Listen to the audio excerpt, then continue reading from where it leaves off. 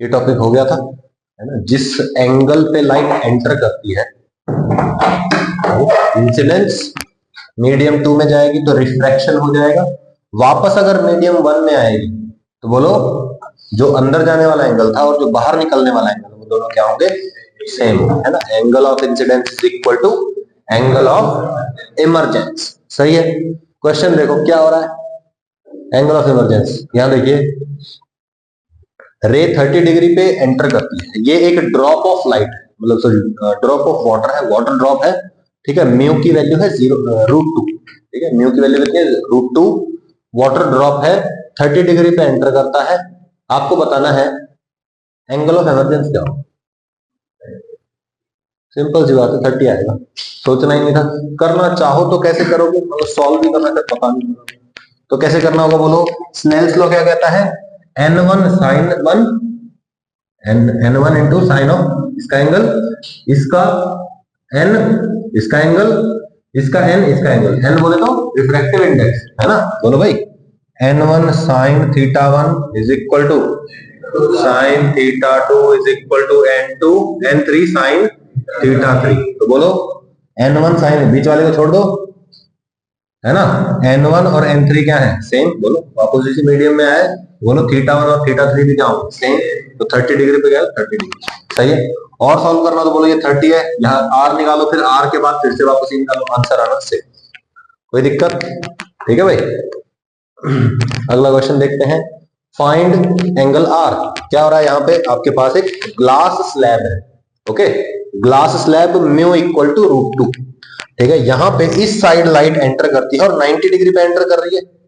बोलो जो रे 90 डिग्री पे एंटर करती है क्या वो रिफ्रैक्ट होती है, नो, वो तो सीधी सीधी चली जाती है। एंगल आई 0 है तो एंगल आर भी क्या हो, 0। बोलो ये 0 है तो यहाँ पे भी परपेंडिकुलरली निकलेगी, यहाँ पे फिर ये जाती है, ठीक है, इससे टकराई, इस इंटरफेस पे गई, फिर ये बाहर निकल जाएगी। अब हमें नहीं पता कि किस एंगल पे निकलेगी, सही बात है। तो बोलो सबसे पहले ये आर मतलब बाहर निकलने वाला एंगल, ओके। बोलो अगर ये एंगल 30 डिग्री है तो बोलो ये वाली लाइन इसके पैरेलल हो जाएगी, ये और ये पैरेलल हो गई, ये एंगल कितना, 30 डिग्री, ठीक है। इस पॉइंट पे लाइट रे आ रही है, यहाँ पे क्या करो, एक नॉर्मल बना दो, कोई दिक्कत। बोलो भाई, बोलो ये इंसिडेंट रे है for this interface, incident ray is entering at angle 60 degree. बोलो ये टोटल 90 है, 30 तो ये 60।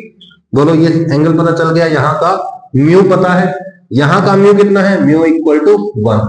बोलो भाई n1 sin theta 1 is equal to n2 sin theta 2। बोलो n1 कितना है, √2, sin थीटा कितना है 60 degree, √2 into 60 degree is equal to इसका 1 इंटू साइन आर। आ गया भाई, साइन आर की वैल्यू पता चल जाएगी, r is equal to sine inverse √3/√2। सही है ना, कोई दिक्कत तो नहीं है इसमें, बिल्कुल सिंपल सी बात है ये तो, है ना। कोई बहुत हाई फाई कैलकुलेशन तो नहीं है। देखो इसमें आपको सोचना ज्यादा है, सॉल्व कम करना है, ठीक है ना, तो कोई दिक्कत वाली बात नहीं है। इमेजिन करोगे तो आधे क्वेश्चन तो ऐसे ही सॉल्व होते हैं, ठीक है। बस फॉर्मूला समझ लो, कंसेप्ट समझ लो, फिर फॉर्मूले को भी समझ लो, सीधा अप्लाई करो, कॉमन सेंस लगाओ थोड़ी सी, थोड़ा सा फॉर्मूला अप्लाई करो, सारे क्वेश्चन हो जाएंगे। Find angle R. देखिए यहाँ पे लाइट रे ऐसे ही आई है, ओके, ऐसे जा रही है, और उसके बाद ये वाला एंगल क्या होगा, ये आपसे पूछा हुआ है, ये वाला एंगल आपके पास 60 डिग्री है। बोलो यहाँ पे 90 डिग्री पे एंटर हुई है तो यहाँ पे ऐसे ही निकलेगी। बोलो भाई किसी भी इंटरफेस के पैरेलल अगर एंटर करती है तो क्या होता है, पैरेलल ही बाहर निकलती है। तो बोलो इधर से जाएगी तो इधर 90 डिग्री पे निकलेगी। बोलो यहाँ सीधी सीधी जाएगी, यहाँ पे टकराएगी, है ना। यहाँ पे क्या करेंगे, एक नॉर्मल बनाएंगे। बोलो ये एंगल 60 डिग्री तो ये एंगल कितना, बोलो यहाँ से ये पूरा 90 डिग्री, ये 60, ये पूरा 90 तो ये 30। बोलो I is making angle 30 degree with the normal.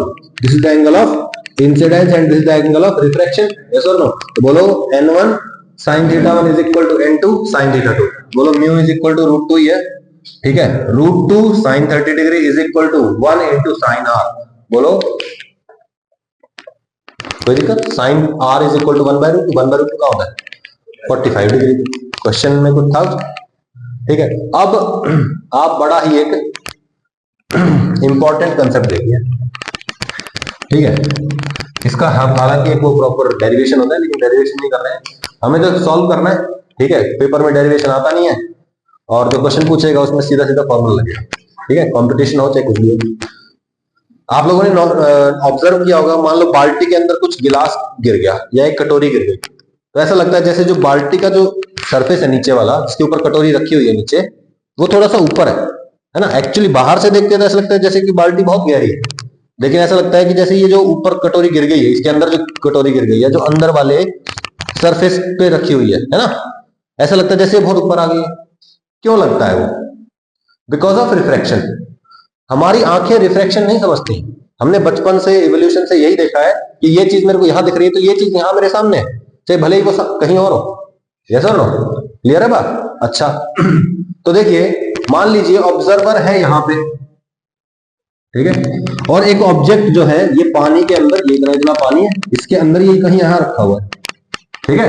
अब बोलो, यहां से जो लाइट रे है, ये एक ऑब्जेक्ट हो गया, ये ऑब्जर्वर हो गया, यहां से लाइट रे जाएगी इसकी आंख में तभी इसको दिखाई देगी।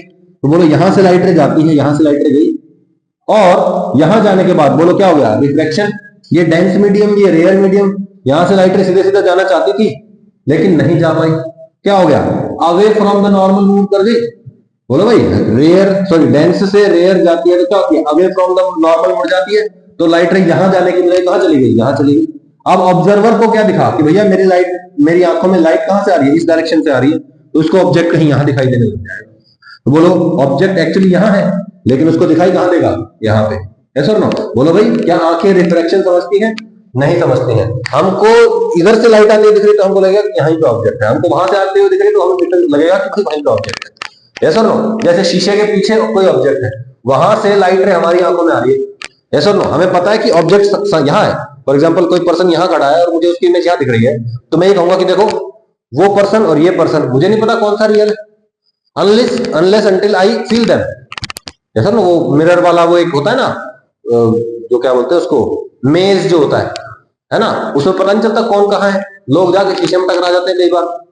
क्यों होता है वो? क्योंकि हमें पता नहीं होता कि भाई कहां से रियल वाली लाइट आ रही है, ऑब्जेक्ट से आ रही है, और कहां पे उसकी इमेज से लाइट आ रही है। यस और नो? तो बोलो, अगर तो किसी पर्सन की शीशे में उधर की तरफ इमेज बनती है तो मुझे लगेगा कि वहां से लाइट मेरी आंखों में आ रही है, मुझे लगेगा कि पर्सन वहीं खड़ा है। यस और नो? तो बोलो, इस ऑब्जर्वर को क्या लगेगा? लाइट इस डायरेक्शन से आ रही है तो ऑब्जेक्ट कहीं यहां होगा ना कि यहां होगा। यस और नो? जैसे वो फिल्मों में होता है, हॉलीवुड मूवीज में, कि वो हीरो उसमें कूद गया और फिर बाहर से गोली चला रहा है, उसको लगती क्यों नहीं है? क्यों नहीं लगती? क्योंकि वो होता है कहीं और दिखाई देता है कहीं और, तो वो कहीं और गोली का निशाना मारते रहते हैं और वो दिखता नहीं। सही बात है, वो बच जाता है हीरो। ऐसे ही तो होता है भाई। बोलो, ठीक है। अच्छा, तो अब ये एच ए मतलब अपेरेंट, अपेरेंट मतलब जो लगता है, रियल नहीं है, जो लगता है, that is apparent, H A. H R मतलब रियल, मतलब जो रियल है, रियल हाइट या रियल डेप्थ, और ये क्या है? अपेरेंट, जो रियल है और जो लग रही है, उसमें क्या रेशियो होगा? ये इसमें जो रेशियो होगा वो किसके बराबर होगा? बोलो भाई, म्यू के बराबर ही होगा। म्यू कौन है? Refractive index. ठीक है, दो मीडियम है तो रिलेटिव रिफ्रैक्टिव इंडेक्स आप उसको बोल सकते हैं। ठीक है ना? ध्यान रखना कि अभी ऑब्जर्वर कहां है? हवा में है। रेयर मीडियम बोलो या हवा में बोलो, बात एक। ठीक है, बोलो ऑब्जर्वर इन रेयर मीडियम, तो क्या करेंगे? बोलो mu is equal to real by apparent. Mu is equal to real by apparent. ठीक है, रियल अपेरेंट, रियल अपेरेंट। बोलो, रियल ज्यादा है, अपेरेंट कम है। रियल ज्यादा है, अपेरेंट कम है। बोलो, म्यू की वैल्यू भी 1 से बड़ी होती है, इसकी वैल्यू भी क्या होगी? 1 से बड़ी होगी। कंफ्यूजन तो नहीं रहेगा? तो real by apparent is equal to mu. सही है? बोलो अपेरेंट कैसे लिखेंगे? इसका रेसिप्रोकल ले लो, इसका भी रेसिप्रोकल, उसको उधर मल्टीप्लाई करो, H A is equal to, कोई दिक्कत? बोलिए, H A is equal to H R by mu. कोई दिक्कत? ठीक है, यानी कि अपेरेंट मतलब जो लगती है is equal to real divide by mu. सही है? कब? जब ऑब्जर्वर कहां है। ठीक है, अगर उल्टा होता तो ऑब्जर्वर डेंस में होता और ऑब्जेक्ट रेयर में होता, तो क्या करते? यहां पे डिवाइड हो रहा है, वहां पे मल्टीप्लाई हो जाता। ओके, तो बोलो भाई, as mu is greater than equal to 1, बोलो म्यू की वैल्यू 1 से बड़ी है, तो बोलो किसी चीज को 1 से बड़ी से डिवाइड करेंगे तो ये ओवरऑल क्या हो जाएगा? छोटा, यानी कि एच ए एच आर से कम है ना? H A is less than H real. Okay भाई, तो शिफ्ट क्या होगा? चेंज कितना हो गया? कितना ऊपर उठा हुआ दिखाई दे रहा है वो, बोलो real minus apparent is equal to change, shift मतलब चेंज इन पोजीशन जो दिखाई दे रहा है। बोलो रियल माइनस अपेरेंट, अपेरेंट क्या है H R by mu, H R common ले लो क्या आ जाएगा, shift is equal to H R into 1 minus 1 by, कोई भी दिक्कत है इसमें, सही है भाई। Special change in vertical length, मान लीजिए कि आपके पास कोई ऑब्जेक्ट है, ठीक है, मान लीजिए कि एक रस्सी है जो बाल्टी में गिरी हुई है, सही है। अब देखिए जो रस्सी है वो ऐसे ऐसे ऐसे गिरी हुई है, ऐसे, ठीक है, बाल्टी है, बाल्टी के अंदर ऐसे गिरी हुई है। मुझे बताओ उसका जो सबसे नीचे वाला पॉइंट होगा वो थोड़ा सा ऊपर उठा हुआ दिखाई देगा मेरे को, और जो इस रस्सी का ऊपर वाला पॉइंट है वो मेरे को और भी ऊपर दिखाई देगा, यस और नो। तो बोलो जो ओवरऑल लेंथ ऑफ रस्सी है वो मेरे को कुछ ना कुछ छोटी दिखाई देने लग जाए, सही है भाई। तो बोलो मान लीजिए कि यहां से यहां तक आपकी रस्सी है, यहां से यहां तक आपकी रस्सी, इसको जूम करता हूं मैं, ठीक है, देखिए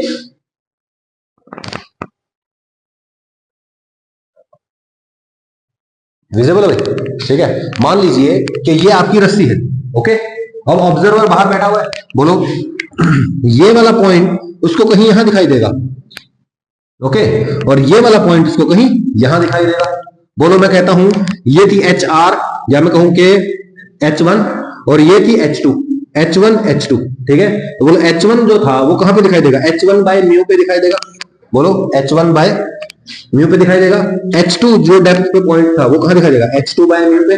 बोलो लेंथ ऑफ द रस्सी थी कितनी, H1 माइनस H2, वो दिखाई कितनी दे रही है, H1 by mu minus H2 by mu, सही है भाई। तो L नॉट एक्चुअली क्या है, H1 माइनस H2, लेकिन जो लेंथ दिख रही है, length of image, length of object H1 minus H2, length of image is equal to H1 by mu minus H2 by mu, mu common ले सकते हो, बोलो नीचे, बोलो म्यू कॉमन ले लिया,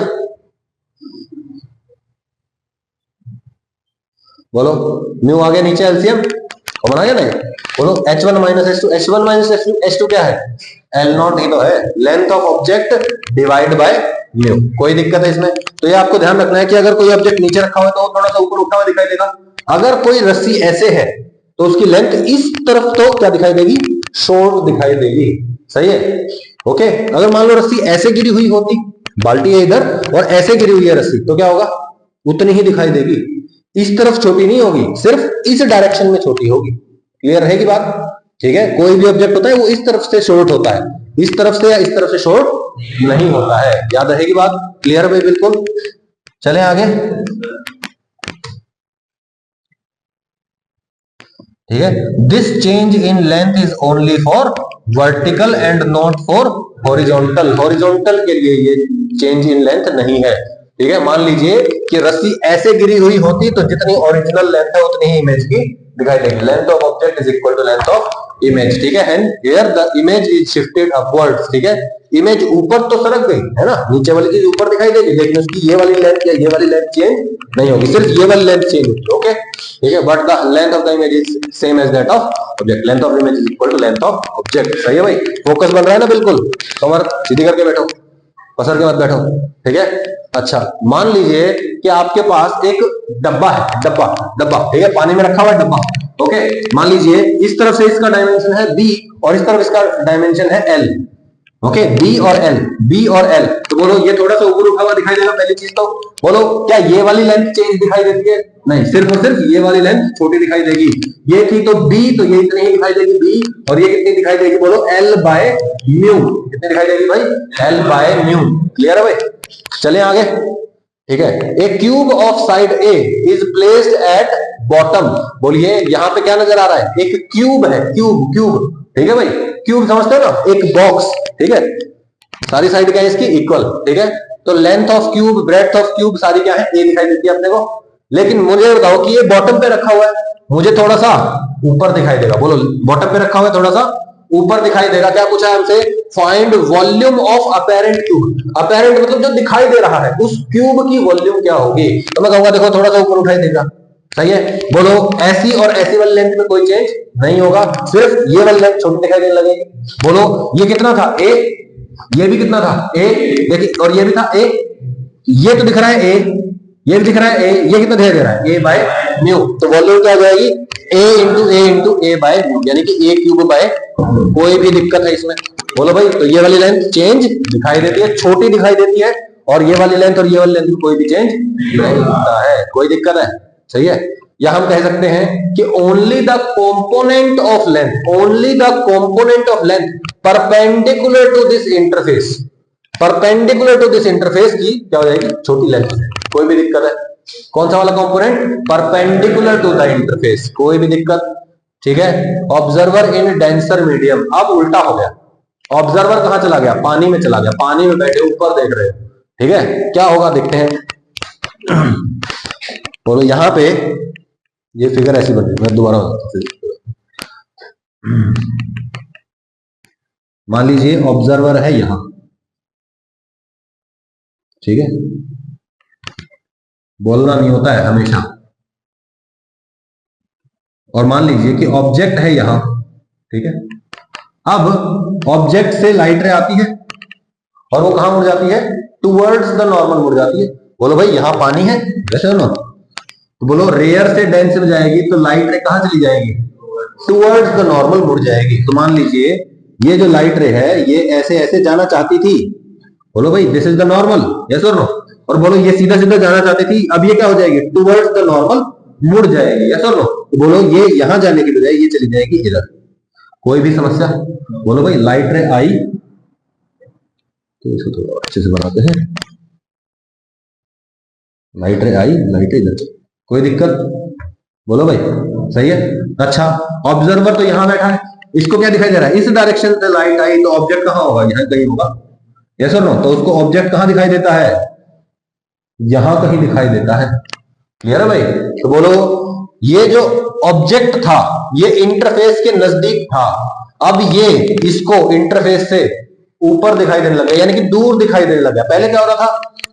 ऑब्जेक्ट जो था पानी में जो डूबा हुआ था वो इंटरफेस से दूर था, वो इंटरफेस के पास नजर आ रहा था। इंटरफेस से दूर था, इंटरफेस के पास नजर आ रहा था। इंटरफेस मतलब सतह, पानी की सतह के पास नजर आ रहा था, ठीक है। अब क्या हो रहा है? वो पानी की सतह के पास है और अब वो दूर दिखाई दे रहा है। कोई दिक्कत? सही है। वहां क्या हो रहा था? बोलो मान लीजिए कि ये है H are, real height of object है ना, डिस्टेंस फ्रॉम इंटरफेस है ना, पानी की सतह से डिस्टेंस इतना है। और बोलो अभी दिखाई कितना दे रहा है? H A, apparent H A है। तो बोलो H A is equal to, बोलो म्यू इंटू एच आर हो जाएगा। पहले क्या हो रहा था? बोलो एच आर बाय म्यू, अब क्या हो रहा है? H are multiply mu. कोई दिक्कत है? बोलो म्यू की वैल्यू एक से बड़ी होती है। म्यू कौन है? म्यू कौन है? म्यू कौन है? म्यू है ये। कोई दिक्कत? बोलो इस म्यू से इसको मल्टीप्लाई कर देंगे, कोई दिक्कत? क्या आ जाएगा हमारे पास? अपेरेंट। रिपीट करो, ठीक है। तो बोलिए जब ऑब्जर्वर रेयर मीडियम में हो तो क्या करते हैं? Divide by mu. क्या करते हैं? Divide by mu. और जब ऑब्जर्वर क्या हो? डेंस में हो तो क्या करते हैं? Multiply by mu. म्यू कौन है? अब म्यू है रिलेटिव। अब रिलेटिव में कंफ्यूज नहीं होना है। मैं कहूंगा देखो यहां म्यू से मल्टीप्लाई किया है ना, म्यू किसका है? ऑब्जर्वर का है, सही है। और म्यू ऑब्जर्वर का है। पहले क्या हो रहा था? बोलो H A is equal to H R by mu, सही है। बोलो ऑब्जर्वर कहां था? हवा में। मैं कहता हूं हवा वाले से तो मल्टीप्लाई कर दो, यानी कि ऑब्जर्वर वाले से मल्टीप्लाई, उल्टा नहीं बोल दिया, और उससे दूसरे वाले से डिवाइड। याद रखना कि ऑब्जर्वर, ऑब्जर्वर मीडियम है ना, ऑब्जर्वर मीडियम से तो मल्टीप्लाई कर दो और ऑब्जेक्ट मीडियम से डिवाइड कर दो, सही है। ऑब्जर्वर मीडियम से मल्टीप्लाई। पहले वाले केस में क्या था?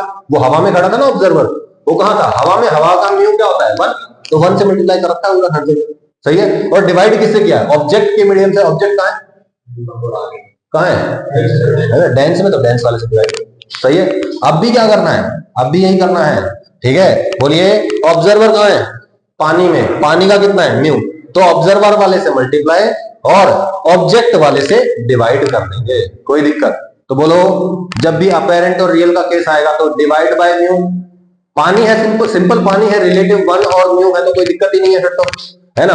ऑब्जर्वर बाहर खड़ा है तो डिवाइड बाय म्यू, ऑब्जर्वर अंदर है तो मल्टीप्लाई बाय। लेकिन मान लो कि दोनों मीडियम दे दिए, एक दे दिया भैया कि ये √2 है, ये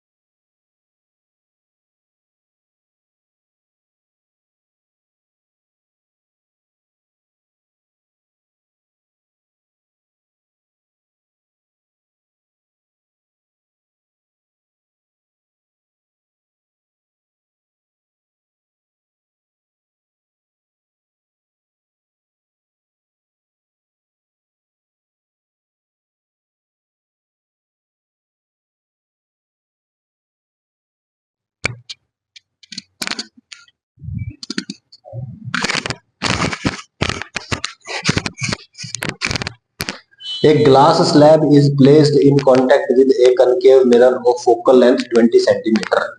क्या कह रहा है? ग्लास स्लैब, ठीक है, ये क्या है? कनकेव मिरर है, फोकल लेंथ है इसकी 20 सेंटीमीटर, इसके कांटेक्ट में क्या रखा हुआ है?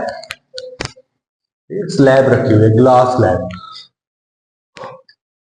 The mu of glass slab is 1.5, इसका म्यू पता चल गया 1.5 है। Length is 60 centimetre, glass slab की जो लेंथ है वो कितनी है? 60 centimetre. An object and observer are placed near the glass slab as shown, ठीक है, एक ऑब्जेक्ट रखा हुआ है कहां पे? ग्लास स्लैब के बिल्कुल पास। ऑब्जेक्ट भी वही है, ऑब्जर्वर भी वही है, ठीक है। Find the distance of image of object as observed by the observer. देखिए भाई क्या कह रहा है ये जो ऑब्जेक्ट है ये कहां रखा हुआ है? बिल्कुल इंटरफेस के पास रखा हुआ है ना, मतलब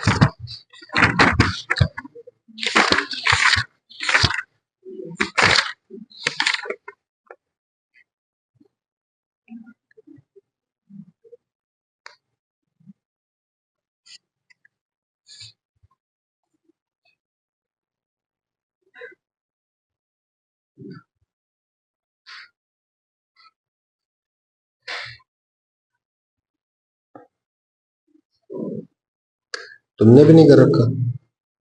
अरे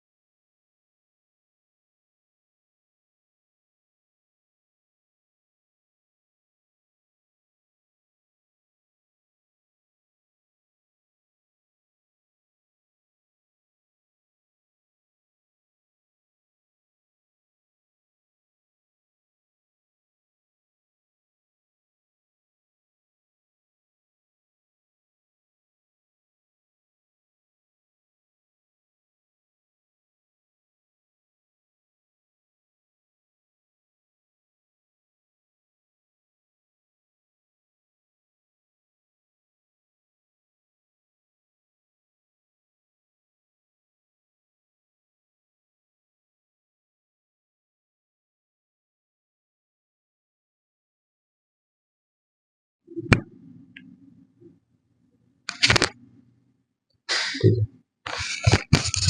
ऑडियो तो नहीं आ रही।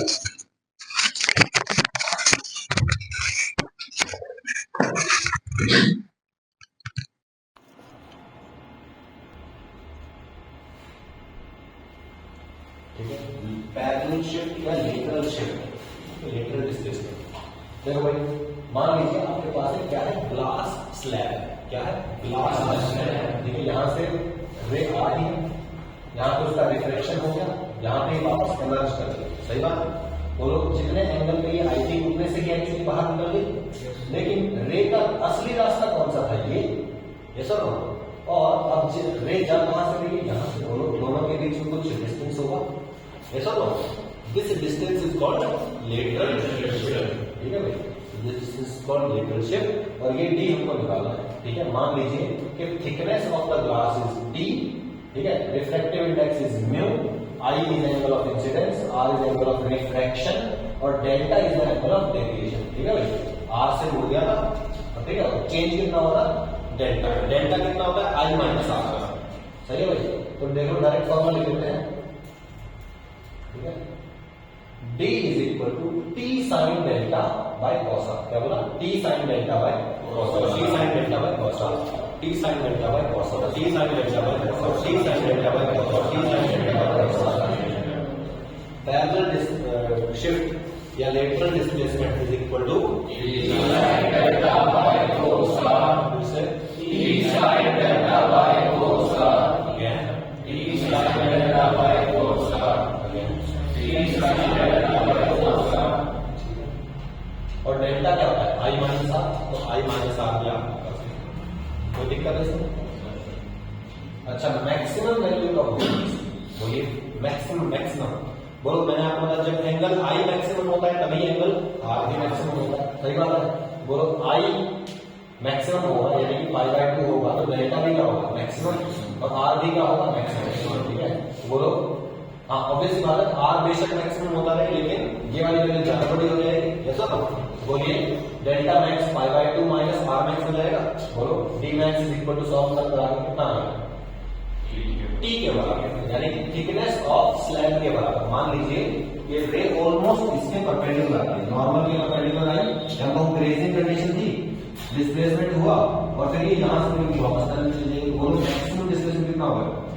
थिकनेस ऑफ स्लैब के बराबर। सही है, उससे ज्यादा तो क्या ही करेंगे? सही है, मैक्सिमम इज कोई दिक्कत। और स्मॉल एंगल्स साइन थीटा, बोलो जब थीटा स्मॉल होता है, बोलो sine theta is almost equal to theta. कब? जब थीटा स्मॉल होता है। बोलो, साइन ऑफ डेल्टा मतलब sine of I minus R is almost equal to I minus R. कब? जब theta almost, sine theta almost equal to theta होता है जब थीटा स्मॉल होता है। बोलो, this is equal to I minus R. और बोलो, आई माइनस आर यानी कि आई की वैल्यू क्या है? Almost zero. सही बात है? बोलो, कॉस आर की वैल्यू क्या हो जाएगी? आर की value almost zero, cos zero almost 1। सही है भाई? कॉस आर की जगह बोल सकते हैं, तो बोलो mu is equal to sine I by sine R होता है, आई बाय आर हो जाएगा। बोलो, ऑलमोस्ट जीरो के बराबर। ऐसा ना? कौन? आई इज ऑलमोस्ट जीरो लेकिन एक्चुअली जीरो नहीं है। Mu is equal to I by R, R को इधर लेके जाओ, म्यू को इधर लेके जाओ, R is equal to I by. कोई दिक्कत है? बोलो, आई की वैल्यू तो ऐसी रहेगी, आर की वैल्यू क्या हो जाएगी? I by. ठीक है भाई? बोलो, d is equal to T sine I minus R by cos R. Sine I minus R is almost I minus R, cos R is 1, I minus R, R कितना है? I by mu. T into I minus I by mu, I को common ले लो, T into I into 1 minus 1 by mu. कोई दिक्कत नहीं है? ठीक है, so this is the maximum value of ये मैक्सिमम वैल्यू। ठीक है,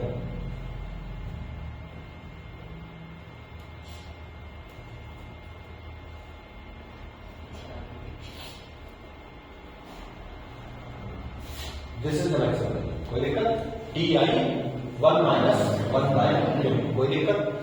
T i 1 minus 1 by mu. और जब आई छोटा होगा maximum value is t, otherwise t sine delta by cos r. कोई दिक्कत? Delta is equal to I minus r. ठीक है, अब आता है हमारा नॉर्मल शिफ्ट। नॉर्मल शिफ्ट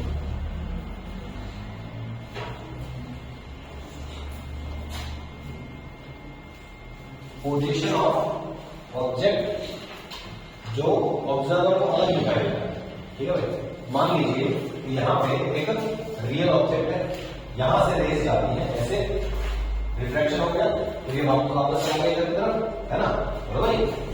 यहाँ क्या, ये ऐसा होना चाहिए था, यहां से रे गई और फिर यहां से वापस क्या हुआ, ऐसे खुली। ठीक है, मान लो यहाँ पे ऑब्जर्वर है, ठीक है, ऑब्जर्वर को तो नहीं पता कि लाइट में बैंड हो गया है, ये तो बोलेगा कि भैया रफ स्विच ऑन। ठीक है, इसको क्या लगेगा, भैया लाइट रे इधर से आ रही है तो ऑब्जेक्ट में कहां होगा, यहां नहीं होगा, ऐसा तो बोलिए। उसको जो ये शिफ्ट दिखाई देगा, shift is called not out, उसका फॉर्मूला लिखा रहेगा, ये बेसिकली किसके बराबर है, लेटरल शिफ्ट के बराबर ही। ठीक है, shift is always in the direction of incident, देखो इंसिडेंट लाइट इधर है, वो इसी की डायरेक्शन शिफ्ट। ओके, याद रहेगी बात। और बोलो वैल्यू कितनी आएगी, lateral shift T sine delta by cos of T I और माइनस होता है। अब नया टॉपिक, थ्योरेटिकल टॉपिक है। ठीक है, when light goes from denser to rarer medium, तो लाइट कहाँ जाती है, डेंस से रेयर मीडियम में जाती है।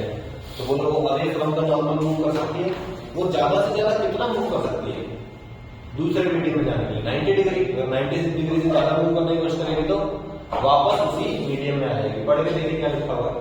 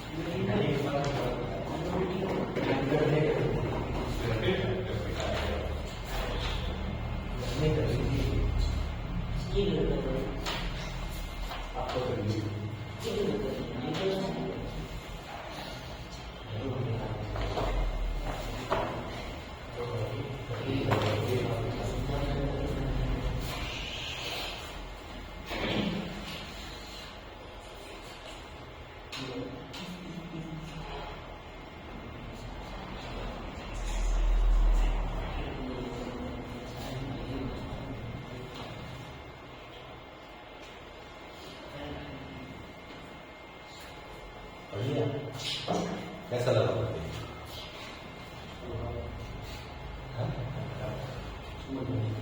समझ में आ गया? बात ही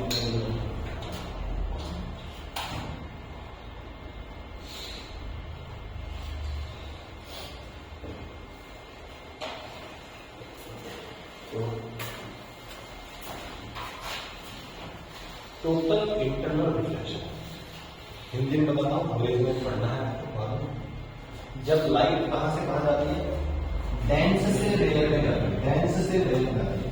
बोलो लाइट कब है, away from the normal, normal से अवे चली गई, यहां भी क्या होगा, अवे फ्रॉम नॉर्मल। अब एक ऐसा इधर से एंगल बनेगा आई, ठीक है, जिसके लिए आर, ऑब्वियस बात आर की वैल्यू आई से बड़ी है, तो आई की एक ऐसी वैल्यू आएगी जिसके लिए आर 90 डिग्री हो जाएगा। Okay, this angle is called critical angle, this angle is called critical angle. और जब रे इससे ज्यादा, क्या बोला मैंने, इससे ज्यादा हम आगे लेके जाते हैं, है ना, यानी कि एंगल आई इससे ज्यादा बढ़ाते हैं, तो क्या होता है, आर फिर से और ज्यादा हो जाता है। और बोलो 90 डिग्री पे तो ये बिल्कुल इसके पैरेलल जा रहा था, और अगर ये रे 90 डिग्री से ज्यादा पे बेंड हो गई मतलब ये तो वापस आ गई भाई। ध्यान से सुनना, जब रे इधर से इधर जा रही थी तो क्या हो रहा था, बोलो ये बाहर चली जाती थी, आर की वैल्यू आई से ज्यादा थी, एक पॉइंट आया जब एंगल ऑफ आई के लिए आर की वैल्यू 90 डिग्री हो गई, this angle is called critical angle. जब आई को मैंने फिर से और बढ़ाया तो आर की वैल्यू 90 डिग्री से भी ज्यादा हो गई, और 90 डिग्री से ज्यादा मतलब ये वापस आ गया। ऐसा ना, जो रे अंदर से गई थी वो बाहर गई ही नहीं, जो रे अंदर से गई थी वो बाहर गई ही नहीं, वो पूरी तरह से वापस अंदर आ गई। The light is reflected internally, और देखा जाए तो 100% of the light, 100% of the light अंदर आ गई, यानी कि क्या हो गया, टोटल इंटरनल और रिफ्लेक्शन हो गया भाई। अब रिफ्लेक्शन नहीं बोलेंगे इसको, वही लाइट तो अंदर आ गई ना, इसको क्या बोलेंगे, रिफ्लेक्शन, रिफ्लेक्शन बोलेंगे, ठीक है। When light goes from denser to rarer medium, it moves away from the normal. If angle of incidence is increased, then at some critical angle, angle of refraction आएगा यहाँ, becomes 90 degree. Beyond this angle, the light ray does not come out of the denser medium. This phenomenon is called TIR, यानी total reflection, वापस आ गया ना, बाहर गई नहीं।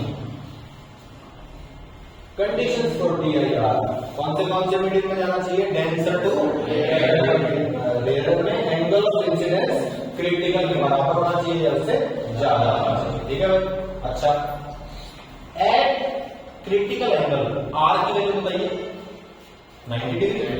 Critical angle मतलब कहां पे, यहां पे आर की वैल्यू क्या है, 90 डिग्री। बोलो स्नेल्स लॉ लगाते हैं, n1 sin theta 1 into sin theta 2। बोलो n1 क्या था, म्यू 2 sin एंगल कितना, critical angle is equal to mu 2 sin r मतलब 90 डिग्री, 90 डिग्री होगा तब वहां पे sin 90 डिग्री इज 1, म्यू 2 का भाई म्यू 1 आएगा, ठीक है, म्यू 1 sin थीटा 1। बोलो म्यू 1 को इधर लेके जाओ, sin i is equal to mu 2 by mu 1, कोई दिक्कत, इसको सिंपली आप क्या बोल सकते हो, एयर बाय ग्लास भी बोल सकते हो, रेयर बाय डेंसर, बोलो sin theta is equal to mu 2 by mu, या फिर सिंपली 1 बाय म्यू, तो बोलो critical angle is equal to sin inverse 1 by mu, सही है, या फिर रेयर बाय डेंसर, ओके, कोई दिक्कत। इसको ऐसे भी आप देखो, sin थीटा क्या होता है, लेस देन 1 रहता है, sin थीटा क्या होता है भाई, लेस देन 1, यहां पे क्वांटिटी क्या आनी चाहिए, लेस देन 1, यानी कि ऊपर छोटा नीचे बड़ा, ऊपर छोटा मतलब रेयर मीडियम, नीचे बड़ा होगा डेंसर मीडियम, कोई दिक्कत। बोलो critical angle is equal to sin inverse 1 by mu, critical angle is equal to critical angle is equal to critical angle is equal to कोई भी समस्या है, greater the mu smaller the critical angle. बोलो अगर mu बड़ा होगा तो बोलो ये छोटा होगा और क्रिटिकल एंगल छोटा होगा, ये है ना, तो ग्रेटर इज म्यू, म्यू ज्यादा बड़ा होगा तो क्रिटिकल एंगल छोटा होगा। डेंस मीडियम होगा तो आसानी से रिफ्लेक्शन हो जाएगा, थोड़ा सा कम डेंस होगा तो मुश्किल से, ओके भाई। तो बोलो ग्लास देखो 1.5 होता है तो क्रिटिकल एंगल 42 डिग्री, 1.33 होता है वाटर के लिए तो आईसी कितना है 48 डिग्री, डायमंड के लिए 2.4 होता है तो IC is equal to 24 degree, है ना। जैसे जैसे क्या हो रहा है, म्यू की वैल्यू बढ़ रही है वैसे वैसे आईसी की वैल्यू घट रही है, कोई दिक्कत। Other phenomena due to TIR, मेरा आज देखा होगा आप लोगों ने, क्या होता है बोलिए, गर्मी के मौसम में सरफेस क्या हो गया, बहुत ही गर्म है ना, जो गर्म सरफेस है उसका डेंसिटी लो, लो डेंसिटी वाला इज, बोलिए रेयर मीडियम। अरे भाई बोलिए लाइट यहां से चली थी यहां टकराने के लिए, लेकिन क्या हुआ, यहां पे बहुत सारे मीडियम बन गए। बोलो अब light is going from denser to rarer, denser to rarer, it will move away from the normal, है ना। ये बेंड होते होते होते होते क्या होती है, पूरी तरह से बेंड हो जाती है ना, ओके। और आप बताओ यहाँ पे ऑब्जर्वर है, इसको क्या लगेगा, लाइट इधर से आ रही है तो ऑब्जेक्ट भी कहाँ है, यहीं पे है। तो बोलो जो पेड़ ऊपर था उसकी इमेज कहाँ दिखने लगी, नीचे से, क्लियर है भाई, ठीक है। Ray of light travels from denser to rarer medium, at every instance angle of incidence increases at some point, this exceeds the critical angle and show TIR, an inverted image is formed which creates the illusion of water being present है ना। कई बार तो बहुत दूर पानी रखा हुआ है, पानी गिरा हुआ है, वहां जाकर कुछ नहीं होगा, क्यों लगता है वहां पर पानी? क्योंकि ऊपर वाली चीज का रिफ्लेक्शन दिख रहा है नीचे, तो हमें पता चलता है कि ऊपर वाली चीज ऊपर वाली भी दिख रही है, नीचे वाली भी दिख रही है। कैसे दिख रही है? वहां पानी होगा शायद, जिस जो पानी रिफ्लेक्ट कर रहा है, जैसा ना, ठीक है भाई। लूमिंग, लूमिंग, लूमिंग, लूमिंग क्या होता है बोलो भाई? ये समुद्र के पास होता है जो शिप है, अगर वो सामने से आ रही है तो बोलो यहां पे क्या हो जाएगा? टोटल इंटरनल रिफ्लेक्शन, और वो शिप इन्वर्टेड होकर हवा में दिख रही है, ऊपर भी दिख रही है, नीचे भी दिख रही है, ऊपर भी दिख रही है, ऐसे हो, ठीक है। लूमिंग देख लेना कभी बोर्ड पे होगा।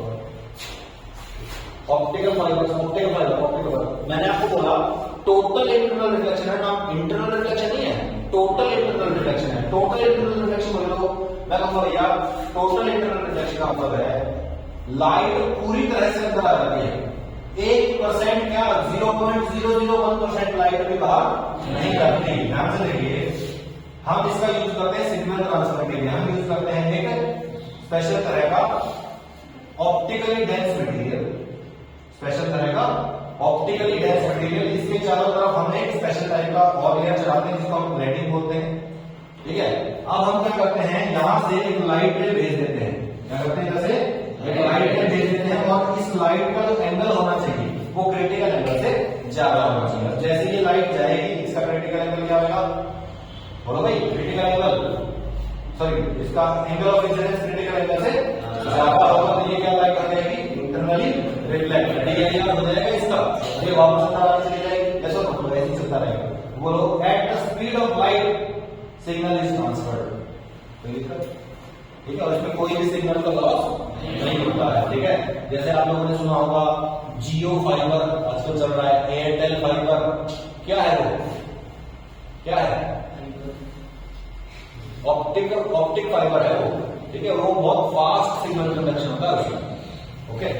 Signal is in the form of light, it is sent at an angle such that AIR takes place, तो ऐसे एंगल पे भेजा जाता है ताकि टोटल इंटरनल रिफ्लेक्शन हो जाए inside the wire and the signal travels with no loss, कोई लॉस नहीं होगा, ठीक है, ऐसे ऐसे, ओके। भाई बना लीजिए, इसमें पढ़े तो plot a graph between I and delta when light travels from denser to rarer medium, ठीक है, डेंस से रेयर में जाती है तो डेल्टा का और इसका I का ग्राफ बनाना है आपको, ठीक है भाई, ये आपको, ठीक है। इनिशियली क्या होता है, I के साथ delta is increasing, after some time I के साथ डेल्टा इज डिक्रीजिंग, I बढ़ रहा है, डेल्टा डिक्रीज हो रहा है, क्यों भाई? क्योंकि इनिशियली तो क्या आ रहा था, सिंपली रिफ्लेक्शन, तो रिफ्लेक्शन वाला ग्राफ बना दिया, ओके। फिर क्या हुआ, रिफ्लेक्शन चालू हो गया, रिफ्लेक्शन में क्या होता है, पाई माइनस 2i, तो पाई माइनस 2i, पाई बढ़ेगा तो डेल्टा घटेगा, okay. Find deviation, we find i, अच्छा ठीक है।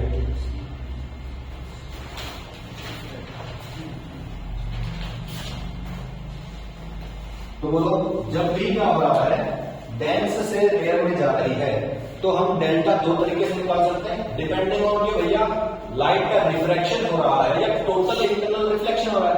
अगर रिफ्लेक्शन हो रहा है तो Snell's law n1 sin θ1 is equal to n2 sin θ2, और अगर नहीं हो रहा है तो रिफ्लेक्शन वाला फॉर्मूला, रिफ्लेक्शन हो रहा है अगर टोटल इंटरनल रिफ्लेक्शन तो क्या होगा, पाई माइनस 2i, सही है, ठीक है भाई। तो बोलिए ये है μ2, ये एयर, लाइट इधर से इधर जा रही है, म्यू इज इक्वल टू √2, ये एयर, बोलो थीटा सी है, क्रिटिकल एंगल क्या होता है, sign inverse 1 by mu, yes और नो, म्यू बोले तो दिस बाय दिस, है ना, बड़ा बाय छोटा बाय बड़ा, सही है। बोलो theta c is equal to sine inverse 1 by √2, दिख गया ये, तो साइन इनवर्स 1 बाय √2 यानी कि 45 degree, theta c is equal to 45 degree, यानी कि 45 डिग्री पे अगर यहां से 45 डिग्री पे ले जाते तो 90 डिग्री पे निकलती, लेकिन 60 डिग्री पे डालिए तो क्या होगा, वापस रिफ्लेक्शन हो गया, है ना। बोलो अगर रिफ्लेक्शन हो गया तो बोलो डेल्टा में कौन सा फॉर्मूला लगाओगे, बोलो pi minus 2i, which is 180 minus 2 into 60, यानी कि 60 डिग्री, 180 minus 2i, और ये क्या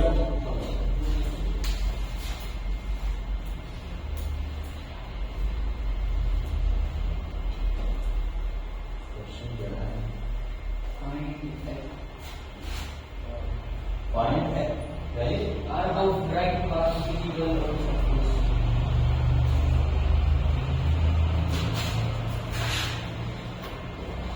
आर्क Of the right.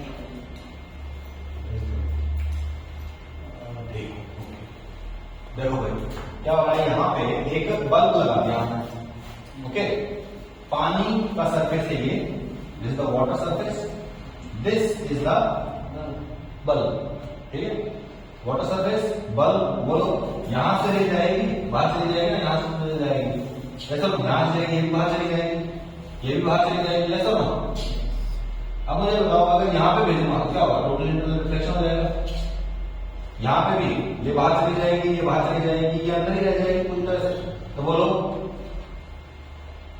इतने एरिया में दिखाई देने लगेगा, ऐसा ना बोलो भाई, ये इधर भी भेजेंगे, इधर भी भेजेंगे, इधर भी भेजेंगे ना। तो बोलो एक पॉइंट के बाद टोटल इंटरनल रिफ्लेक्शन हो जाएगा, उससे पहले तक क्या होगा, उसकी तरफ बाहर निकल रही होगी, यही बात चल रही है, ठीक है। तो आपने को क्या करना है, बेसिकली यहां से लाइट पे भेजनी है कितने पे, क्रिटिकल एंगल पे। बोलो भाई क्रिटिकल एंगल में भेजेंगे तो 90 डिग्री चली जाएगी, इससे आगे तो जाएगी नहीं, इससे पहले बाहर चली जाएगी, यहाँ पे एक सर्कुलर पाथ बन जाएगा, तो सर्कुलर ब्लॉक बन जाएगा, ठीक है। अच्छा ये बताओ, यहां से लाइट जा रही है, ये एंगल निकालते हैं कितना है, बोलो theta c is equal to sine inverse root 2 है, सही है। ये हो गया 45 डिग्री, तो ये भी कितना होगा, बोलो अगर ये 1 मीटर है तो ये भी कितना है ना, tangent theta equal to perpendicular by base, ये 1 है, ये भी कितना है 1, सही है। अच्छा बोलो रेडियस कितनी हो गई, 1 मीटर। एरिया आर का नहीं है, एरिया है, area of bright path visible on surface, ठीक है ना। एरिया क्या आ जाएगा, पाई आर स्क्वायर,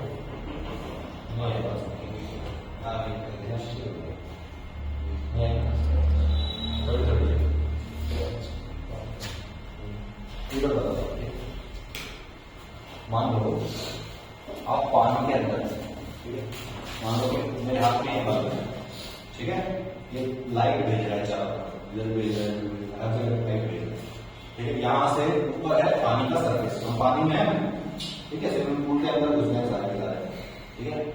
यहाँ से लाइट गई बाहर चली जाएगी, यहाँ से ऐसे लाइट गई वो बाहर चली जाएगी, एक पॉइंट के बाद क्या होगा, इंटरनल रिफ्लेक्शन शुरू हो जाएगा। उस पॉइंट के आगे अगर लाइट ने जानी भी है तो क्या वो बाहर दिखाई देगी, तो छत पे खड़े व्यक्ति को कौन सा एरिया दिखाई देगा जहां से लाइट निकल रही है, बोलो। यहां से लाइट ने भेजी बाहर चली गई, एक पॉइंट के बाद आगे नहीं गई, मैं देख लेता हूं कितने डिस्टेंस तक बाहर जा रही है, वही मैंने किया जाता है, ठीक है। ये मेरा बल्ब हो गया, ठीक है, इसने लाइट ने भेजी, ये मेरा सरफेस ऑफ वाटर है, इसने लाइट ने भेजी यहां से, ठीक है। ये 90 डिग्री पे चली गई बाहर, बोलो ये 90 डिग्री पे कब जाएगी, क्रिटिकल एंगल पे, कौन सा एंगल पे, क्रिटिकल एंगल पे। बोलो ये एंगल क्या हो गया मेरा, आईसी यानी कि क्रिटिकल एंगल हो गया। बोलो आईसी का फॉर्मूला क्या है, साइन इनवर्स 1 बाय क्या बताऊं, sine IC is equal to 1 by mu, mu कितना है, √2 साइन आईसी 1 बाय √2। बोलो साइन किस एंगल को आता है, 1 by √2 45 degree, IC is equal to 45, सही। आईसी की वैल्यू कितनी हो गई, 45 डिग्री हो गई। अच्छा अगर ये एंगल 45 डिग्री है तो बोलो ये एंगल भी कितना होगा, 45, बोलो पूरा 90, ये 45 कोई बचा हुआ भी 45 डिग्री। इसने बोल दिया कि जो बल्ब है ये कितनी हाइट पे है, 1 मीटर की हाइट पे सरफेस से, ठीक है।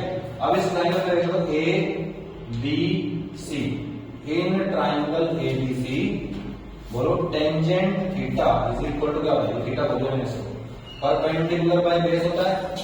इसके लिए परपेंडिकुलर कौन है, ए बी, बेस कौन है बोलो, ए बी की वैल्यू कितनी है, बीसी पता नहीं, सही है। अच्छा टेंजेंट थीटा, थीटा कितना है, टेंजेंट 45 की वैल्यू 1, तो बोलो बीसी में चलेंगे तो बीसी इज इक्वल टू 1, यानी कि ये डिस्टेंस कितना आ गया 1 मीटर, सही है। अब मैं यहां बढ़ा, ठीक है, मैंने लाइट इधर भी भेजी थी, इधर भी हर जगह भेजी थी, है ना। एक सर्कल हो जाएगा यहाँ पे जिसकी रेडियस कितनी होगी 1 मीटर होगी, ऐसा तो बताओ बाहर से एरिया कितना निकलेगा pi into r square, r है 1, बोलो पाई आर स्क्वायर, ये पाई मीटर स्क्वायर, ठीक है।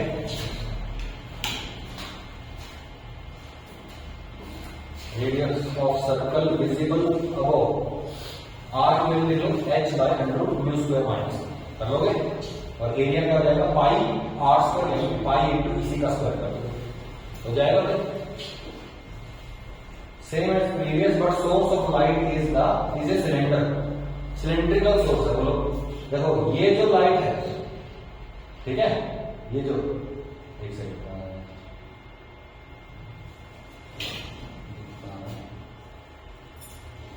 ट्यूबलाइट है, एक सेकंड ये देखो, ये जो ट्यूबलाइट है ये कितनी है 4 मीटर लंबी है। ट्यूबलाइट लगा दी आपके पास, पहले क्या था एक पॉइंट ऑब्जेक्ट लगा था, अब एक ट्यूबलाइट लगा दी, ठीक है। ये ट्यूबलाइट भी हर जगह रोशनी भेजेगी, बोलो यहां से जो रोशनी गई वो एक पॉइंट के बाद वापस आ जाएगी, तो बोलो इस तरफ एक सेमी सर्कल बन जाएगा, इस पॉइंट पे भी एक सेमी सर्कल बन जाएगा, यहां से लाइट कैसे जाएगी ऐसे, तो यहाँ पे सीधी लाइन बन जाएगी। तो नेट एरिया क्या बना, एक रेक्टेंगल और साइड में क्या है उसके हेमिस्फीयर है, सही है।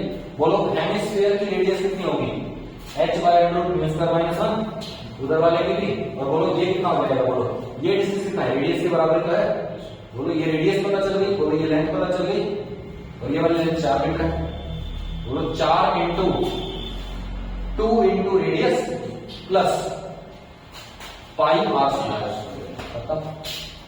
नहीं है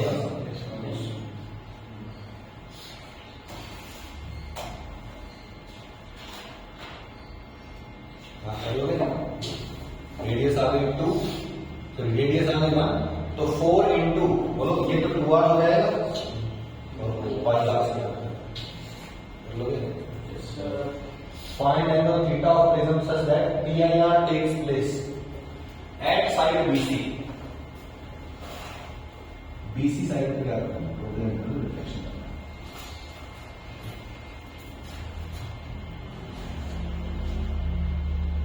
BC कहाँ है,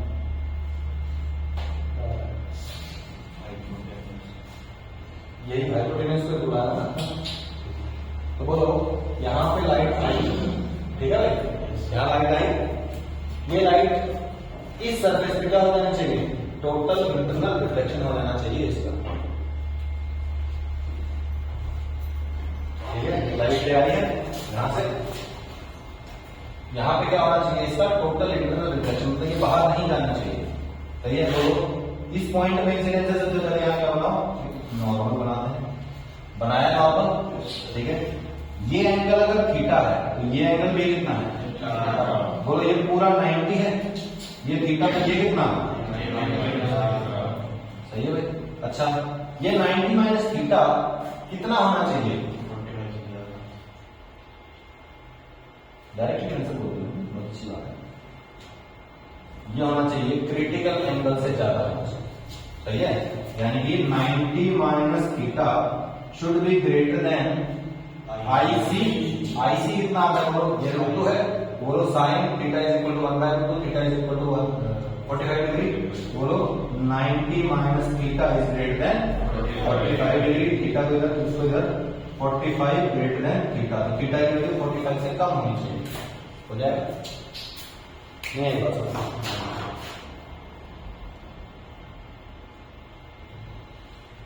Find theta such that the ray grazes the wall of cylinder, बोलो grazes the wall मतलब क्या होना चाहिए, थीटा की वैल्यू कितनी होनी चाहिए, साइन इनवर्स एंगल कितना एंगल होना चाहिए, क्रिटिकल एंगल होना चाहिए। जब एंगल क्रिटिकल एंगल के बराबर होता है तो बाहर वाली रे 90 डिग्री पे जाती है, अभी पड़ा था, है ना, तो एंगल कितना करता है उसको, कितना एंगल बनाना है उसको, क्रिटिकल एंगल बनाता है, क्योंकि साइन इनवर्स होता है, ठीक है। बोलो म्यू की वैल्यू पता है आपको 2/√3 है, बोलो IC is equal to sine inverse 1/μ मतलब √3/2 60 डिग्री होगा, तो एंगल लिख देंगे आप, ठीक है।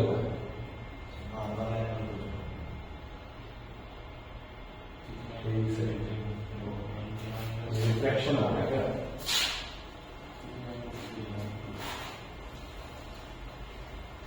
क्लियर नहीं है ना कि पहले क्या हुआ है, देखो यहाँ पे एक सिलेंडर है मेरे पास, ठीक है, सिलेंडर का म्यू कितना है 2/√3, ठीक है।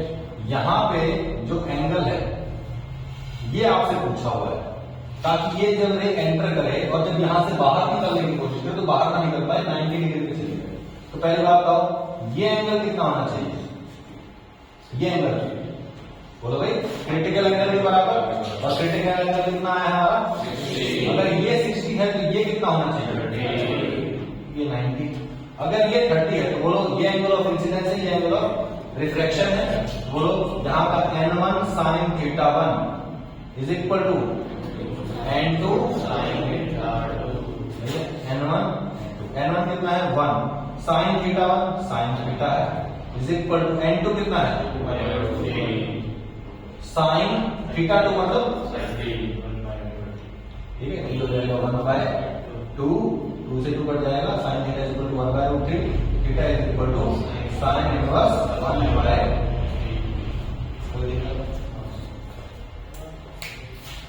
चलिए ऑप्टिकल फाइबर्स आप इसमें डायरेक्टली कर सकते हैं कि कितने एंगल पे यहां भेजा जाए, वो sine I is equal to mu cos I C कर लेंगे। बोलो ये एंट्री का एंगल है, एंगल ऑफ इंसिडेंस, ठीक है, और ये है क्रिटिकल एंगल। बोलो ये एंगल कितना होना चाहिए कि भाई यहाँ पे हमेशा रिफ्लेक्शन चालू है? कैसे निकालेंगे बोलिए? Sine I is equal to mu cos I C कर लेंगे ना। प्रिज्म हो गया, प्रिज्म देखा तो हुआ ही आप लोगों ने, क्या काम करता है? डिस्पर्शन ऑफ लाइट को उसके अलग अलग रंगों में तोड़ देता है ना। तो अब हम देखेंगे कि भैया white light is made up of 7 colours, और वो 7 कलर्स कैसे स्प्लिट अप हो सकते हैं? देखिए जब लाइट यहां से जाती है तो वो अलग अलग रंग है, वो क्या हो जाते हैं, जब अलग अलग कलर अलग अलग एंगल पे रिफ्रैक्ट होता है, और फिर से वो क्या करता है, अलग अलग एंगल पे फिर से रिफ्रैक्ट हो जाता है, तो वो फैल जाते हैं। ठीक है, 7 रंग इसके अंदर थे, लेकिन अलग अलग रंग अलग अलग फैल गए, फिर से वो और ज्यादा हो गया, फैलने का काम है। ठीक है, तो ये सारा हम कर लेते हैं। ठीक है, बस डेफिनेशन में तो होमोजीनियस सॉलिड होता है, ट्रांसपेरेंट एंड रिफ्लेक्टिव मीडियम होता है ये। ठीक है, bonded by 2 plane surface inclined at an angle is called prism। ये 2 प्लेन सरफेस होने चाहिए। ठीक है, और इनके बीच में जो एंगल होता है that is called angle of prism. ठीक है, रिफ्रैक्टिंग एंगल ऑफ प्रिज्म। कोई भी दिक्कत है सर? देखो 2 सरफेस है, नॉन पैरेलल है, क्या होगा प्रिज्म। देखो यहां से ये लाइट जाती है और इसके एडजेसेंट साइड से बाहर निकल जाती है। बोलो ये अब क्या काम कर रहा है? प्रिज्म का काम कर रहा है। अगर इधर से जाके पैरेलल वाले फेस से निकल सकते ये प्रिज्म, ये ग्लास स्लैब। ओके, देख लो भाई, ये हो गया। ठीक है, सारी चीजें निकालेंगे कि भाई सारे निकालेंगे, कोई दिक्कत। ठीक है ना, कर लेते हैं इसको। ठीक है, आज के लिए काफी मेरे ख्याल से। Thank you for your time.